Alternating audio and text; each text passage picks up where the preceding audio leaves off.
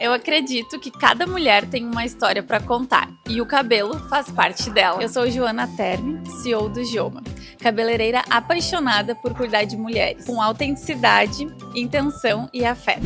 Aqui no Joma Hair Spa, a gente acredita que beleza é experiência. É um momento de pausa, cuidado e reconexão com quem você é. Meu foco é criar transformações que valorizem o natural. Cabelos com movimento, cor com vida e cortes que contam histórias. Cada atendimento é único, pensado para realçar o que já existe de mais bonito em você. Se você sente que é hora de se redescobrir, vem sentar na minha cadeira, me contar a sua história e viver uma experiência única com a gente aqui no Joma. Você me encontra aqui no Joma de terça a sábado e para agendar o seu horário é só clicar no link da bio. Integridade, comprometimento e resultado. Há 12 anos, esse é o padrão da RGS Engenharia. Trabalhamos com paixão na construção de estradas e saneamento básico. Mais do que entregar obras, entregamos qualidade à sociedade. Nossas obras fazem a diferença no dia a dia das pessoas. RGS Engenharia. Infraestrutura é a nossa paixão.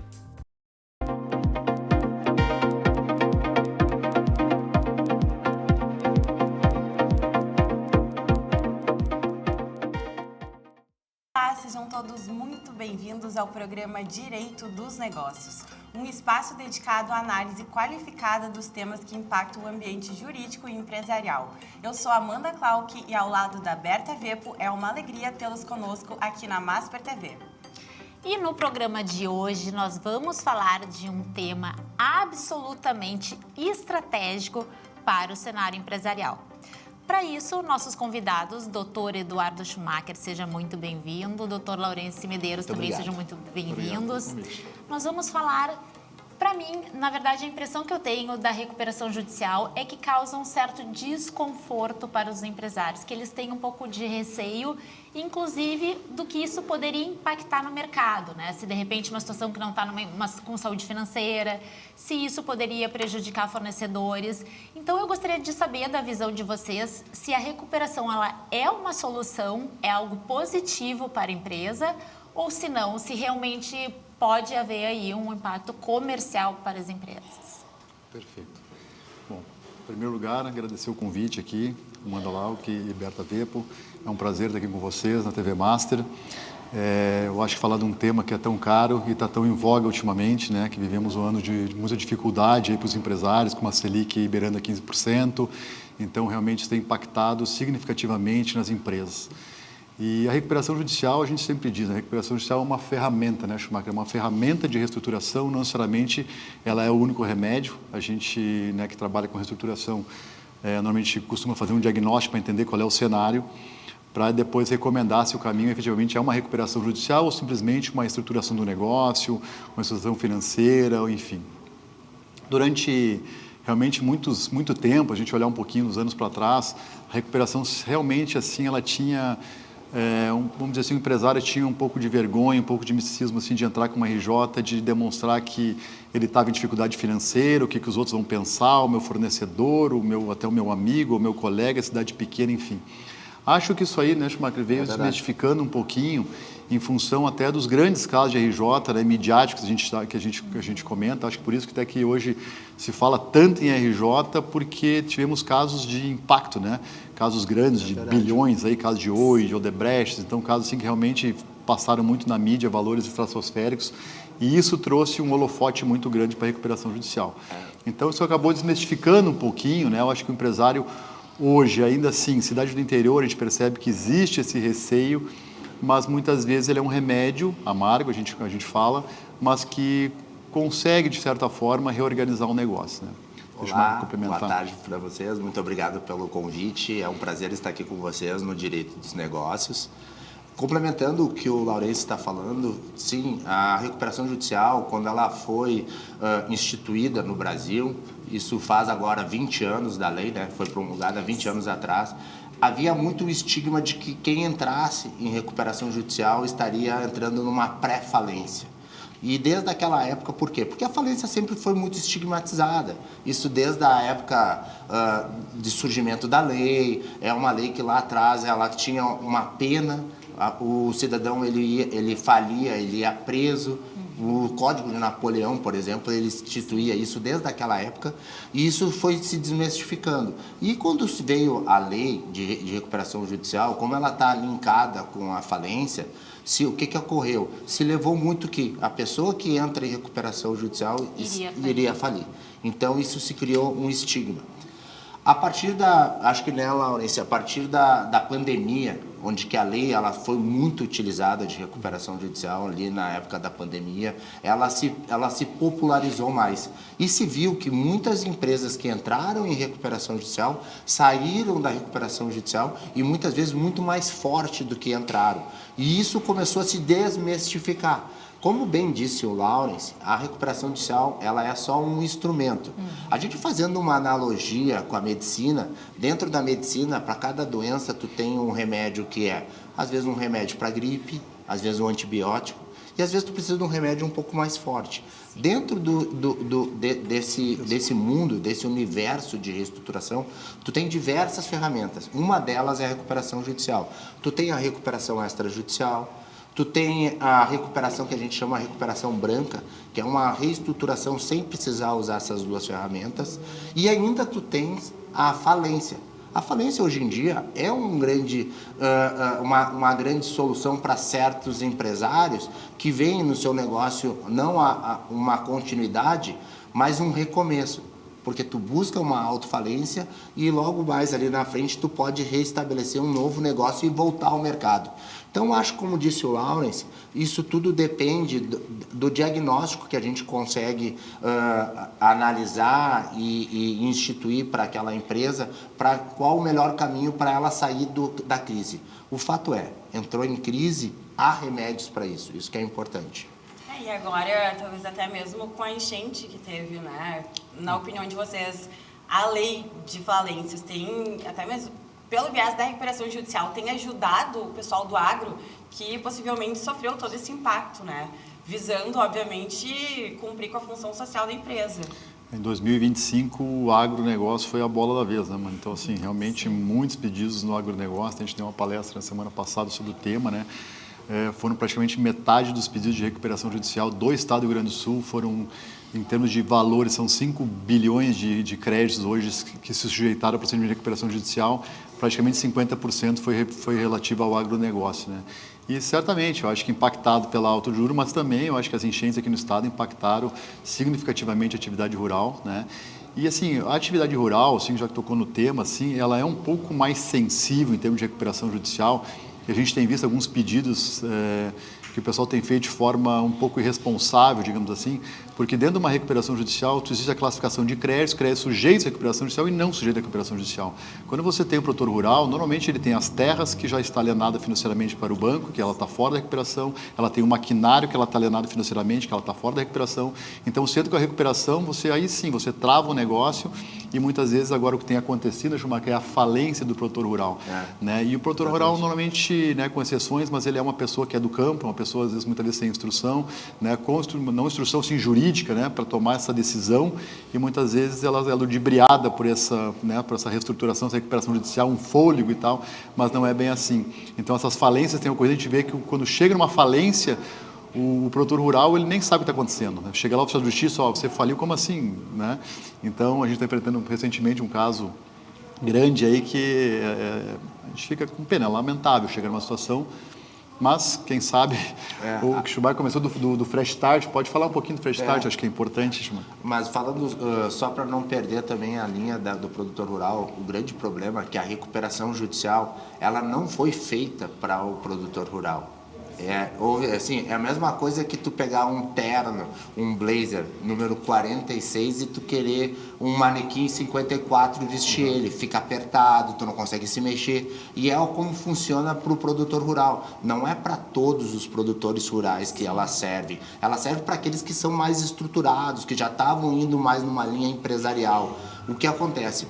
As pessoas, sem saberem, vão num advogado que não é especialista na área, isso também é um grande problema do produtor rural, porque ele pega lá o advogado dele, da cidade dele, do interior, não que lá não possa ter alguém especializado, sem dúvida é possível que tenha, mas na maioria das vezes é aquele advogado dele da vida inteira, que cuida de todos os processos, e aí oferece para ele, porque tu já está endividado, tu está com problemas com o banco, por que a gente não faz uma recuperação judicial? E ele acha que aquilo ali é a salvação da vida dele, que deveria ser de verdade, de fato.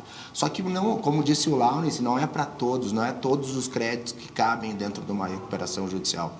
Então, o que eu digo, assim, é muito importante nesses casos, antes de tu entrar com a recuperação judicial, é tu procurar uma assessoria jurídica especializada. Não é todo advogado que faz recuperação judicial, não é todo advogado que conhece da área. Por exemplo, nós temos, o Laurence é o presidente da Comissão de Recuperação Judicial e Falência da OAB do Rio Grande do Sul, eu sou o vice-presidente. Lá nós temos 50 colegas que são especialistas na área. Tenta te informar, procura alguém numa comissão da OAB que possa te dar uma linha, uma orientação.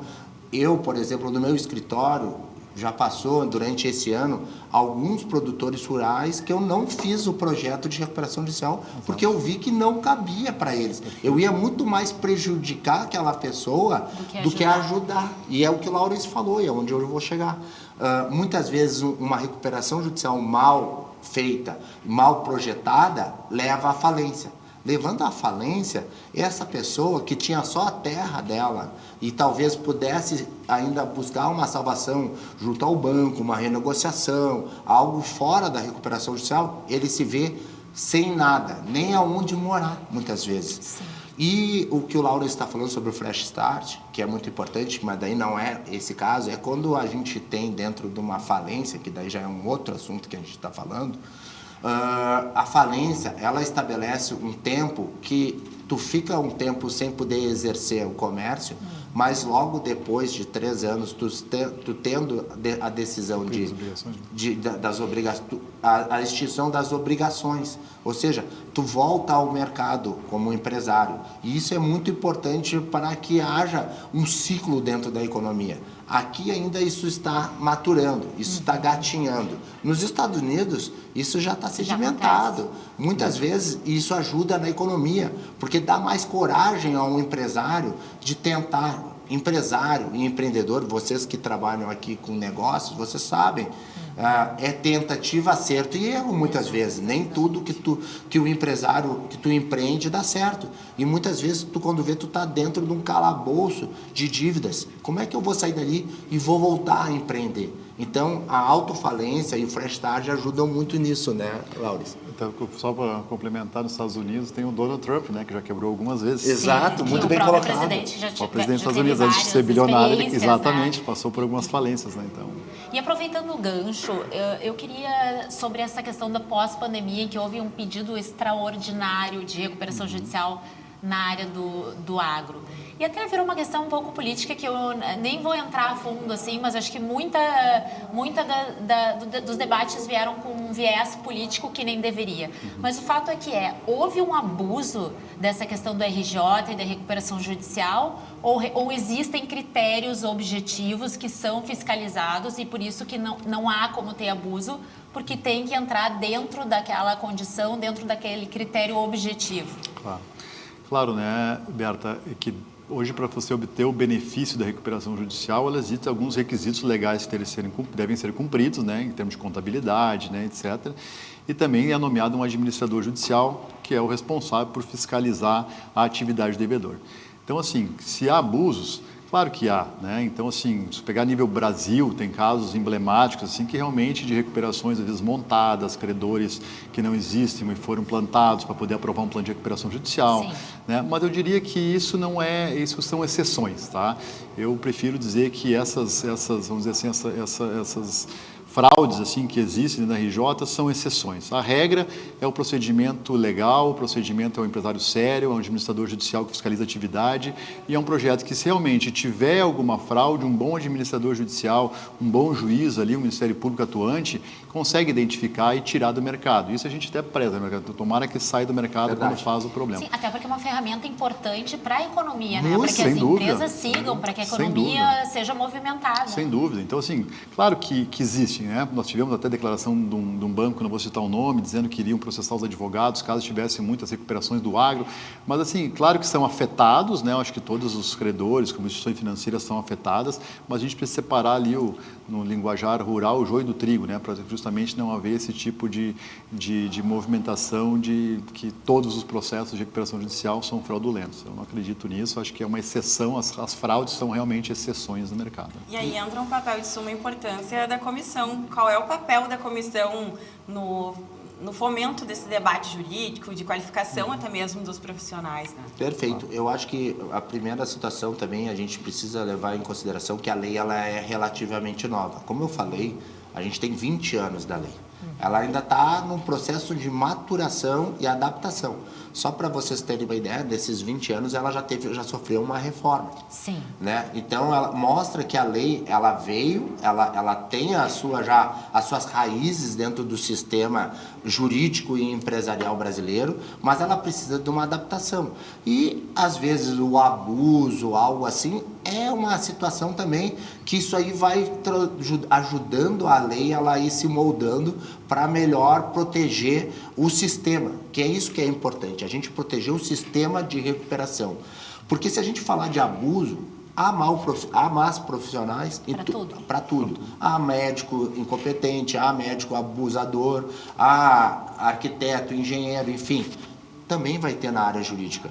O que a gente precisa é, como diz o Laurence, separar o joio do trigo. Sim. E muito mais, eu diria assim, não tenho números, mas 99% fazem uma boa e responsável trabalho dentro da recuperação judicial e 1% não. E aí entra a comissão. A comissão ela serve também para auxiliar o presidente da OAB na tomada de decisão. Além disso, ela também ajuda a qualificar e ajudar todo o mercado que tem em volta dela. Então, nós temos lá 52, é isso? 53, 53 membros que são afetos ao mercado de recuperação judicial. São administradores judiciais, são advogados, que trabalham tanto para credores quanto para devedores, porque também tem isso.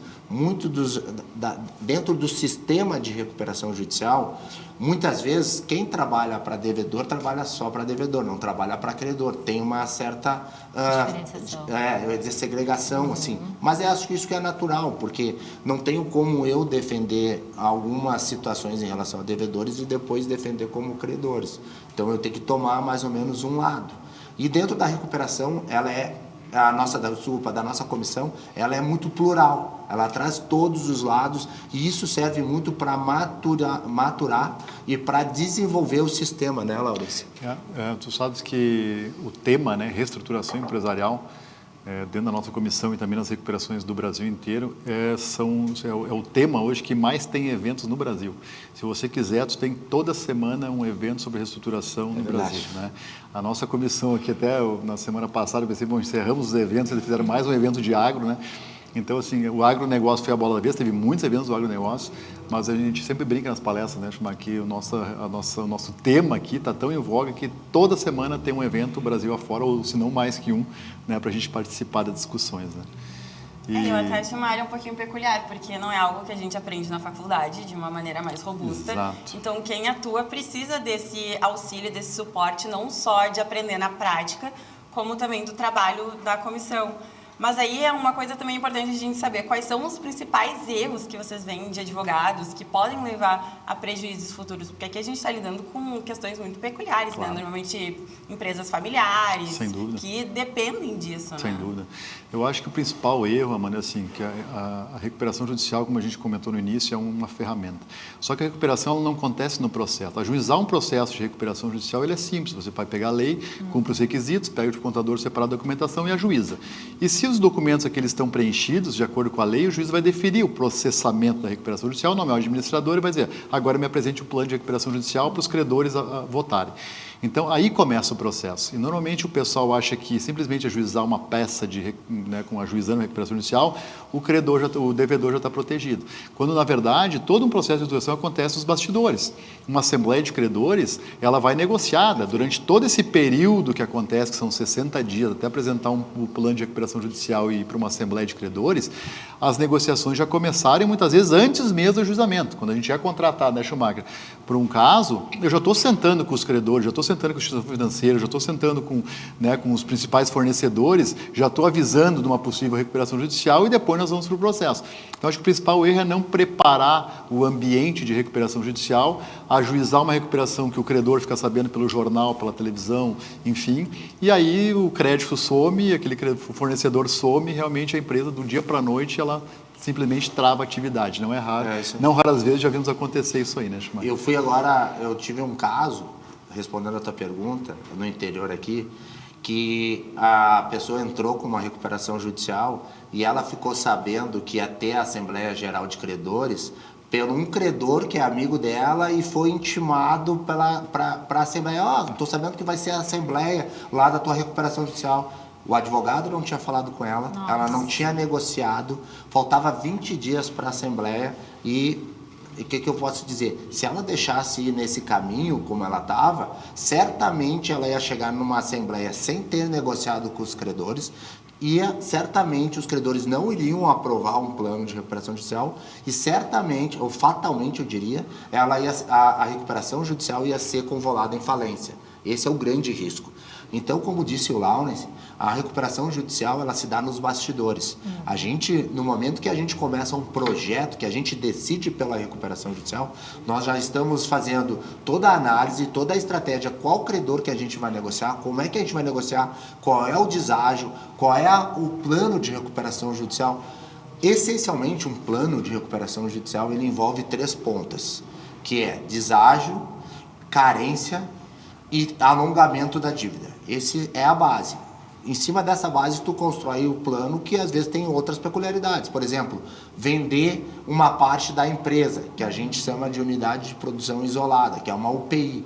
Por quê? Porque dentro da recuperação judicial, tu vendendo uma parte da empresa, a venda ela ocorre sem sucessão trabalhista e sem sucessão tributária, que é um grande diferencial. Totalmente, tu comprares uma... Para quem compra, né? Principalmente para que tu dá uma segurança jurídica. E isso já está consolidado dentro da jurisprudência, essa segurança. Então, isso é um grande benefício para quem compra, mas também para quem vende. Porque se não fosse dentro de uma recuperação judicial, fatalmente ninguém iria comprar dessa empresa, né? Não, às vezes o credor fala, entra com a recuperação judicial que eu compro o teu ativo. Isso. Então, o sujeito entra, já faz o plano com a venda do ativo, para daí o comprador comprar. Então, realmente e outra acontece. dúvida para nós esclarecermos para os empresários que nos assistem. Claro.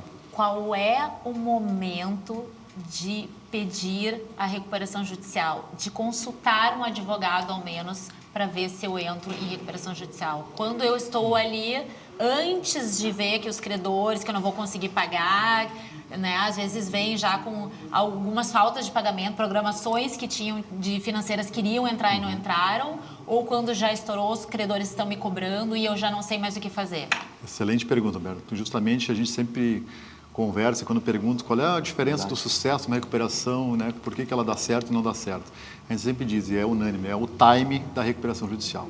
Então a gente entende que o momento não é quando já está em default, não é quando não tem mais fornecimento, não é quando não tem mais dinheiro em caixa, aí fica muito mais difícil o processo. Então se tu conseguir, claro, evidentemente assim, o empresário tem que identificar que ele começou a ter problemas, que ele começou a ter problema de acesso a crédito, que ele começou a aumentar o seu endividamento, né? Então, assim, aí é o momento, às vezes, de consultar uma consultoria para fazer um diagnóstico, para entender como é que está o cenário, para começar a tomar algumas medidas, talvez até pré-recuperação, talvez até evitar uma recuperação judicial, né? Que às vezes, muitas vezes, tu sofre uma reorganização, uma renegociação, chama o banco, conversa, chama os credores, tem outros mecanismos, né? Cautelares, antecedentes, enfim, tem alguns mecanismos que a gente pode utilizar, mediações, né? E tal.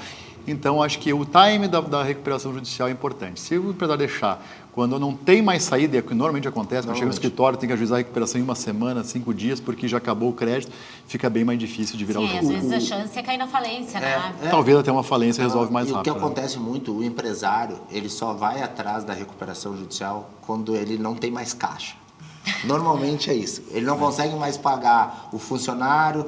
E eu vou falar, porque o funcionário é o último que ele deixa de pagar. Porque quando ele não vai pagar o funcionário, ele já deixou lá atrás de pagar os tributos, o fisco, que é o primeiro. Ele se financia com o não pagamento dos tributos. Até pela rapidez das execuções trabalhistas. Exatamente. Né? E depois ele deixa de pagar os bancos, aí ele deixa de pagar os fornecedores, porque quando ele chega lá nos funcionários ali, vou fazer uma recuperação judicial. Aí, como diz o Laurence, já chegou tarde. O que a gente sempre diz assim, quando tu começas já a precisar reescalonar o teu comprometimento bancário, já acende uma luz amarela, né? Porque se tu não consegue pagar aquilo que tu já tem comprometido com os bancos e tu já está vendo que aquilo ali já começa a ter algum problema dentro da tua operação, já consulta um advogado da área especialista. Como bem disse o Laurence, porque muitas vezes a recuperação judicial nem é o caso. Muitas vezes tu consegue renegociar com os bancos, tu entra com uma mediação, dentro da mediação tu consegue trazer o banco para o teu lado, tu já mostra para o banco, vamos sentar aqui, vamos renegociar essas dívidas, porque senão a gente vai fazer uma recuperação judicial, que vai ser muito pior para ti e para todo o sistema. E os bancos hoje em dia, eles estão mais sensíveis a isso. Eles já estão entendendo, né? Ninguém quer. Até Ninguém porque quer. tem interesse em receber também, É isso, né? exatamente. Então, na verdade, a recuperação é o interesse de todos, né? Inclusive Coletivo. dos credores, especialmente dos Essa tua credores. pergunta é sensacional, porque o time é tudo, como disse o Lauro. O time é tudo. Muitas vezes a gente vê que há como a gente falou lá no início dessa conversa, sobre o preconceito. Sim. E aí entra muito o preconceito. Como é que eu vou entrar principalmente no interior, vou entrar numa recuperação judicial? De mim, né? Como é que o meu vizinho vai falar? O que o meu vizinho vai falar de mim? Não é o teu Eu vizinho que vai imagino pagar até tuas às vezes, contas. nem só no meio social, mas também no que isso pode impactar economicamente a empresa. Claro. Né? Será que os fornecedores, sabendo que eu estou em recuperação, vão me vender? Será? muda. Né? Matéria-prima. Então, isso às vezes gera um impacto econômico social, mas também no mercado, né? Não Mas dá um pra dizer, advogado que tem uma técnica já nisso, ele vai saber lidar com isso. Sim. Por exemplo, o Laurence, ele vai saber quando chega lá, a tua recuperação não vai dar porque tu tem aqui um fornecedor que é estratégico e se tu entrar em recuperação, ele não vai mais te fornecer. Então, a gente vai ter que repensar e pensar um outro caminho que não for a recuperação judicial. Tenho certeza que lá no teu escritório muitas vezes acontece sem isso, dúvida, né? Sem dúvida, fornecedores estratégicos, né? É. Por imposto de gasolina, tem um fornecedor de combustível, né? Exatamente. Então, se você botar o fornecedor de combustível na recuperação judicial, não vai fornecer combustível. Então, assim, são várias situações, depende do tipo de atividade, né? Que você tem que primeiro mapear, primeiro entender, e aí depois, sim, você busca as soluções, né, paliativas. Bom, a vocês que nos acompanharam até aqui, o nosso muito obrigado aos convidados. Estão super convidados, inclusive, para retornarem, foi né? um super prazer, meninas. Muito obrigado pelo espaço, pela oportunidade. Adoramos estar aqui. Esperamos novos convites. Estaremos com certeza. Com Faço das certeza. palavras ao Laurence e a minha. Daria É uma um tarde de prazer estar aqui debates, com né? vocês. Sem dúvida. E a gente está sempre à disposição para vir aqui e esclarecer esses assuntos que para nós é tão importante e tão rico para a sociedade. Obrigado. Gente,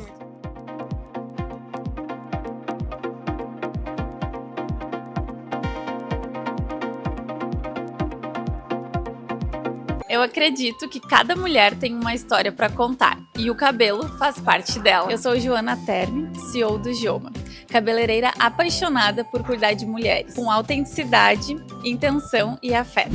Aqui no Joma Hair Spa, a gente acredita que beleza é experiência. É um momento de pausa, cuidado e reconexão com quem você é. Meu foco é criar transformações que valorizem o natural. Cabelos com movimento, cor com vida e cortes que contam histórias.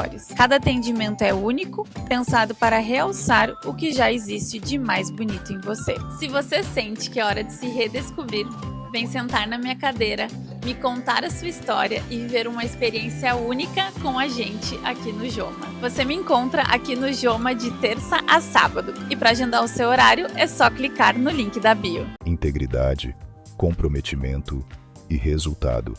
Há 12 anos, esse é o padrão da RGS Engenharia. Trabalhamos com paixão na construção de estradas e saneamento básico.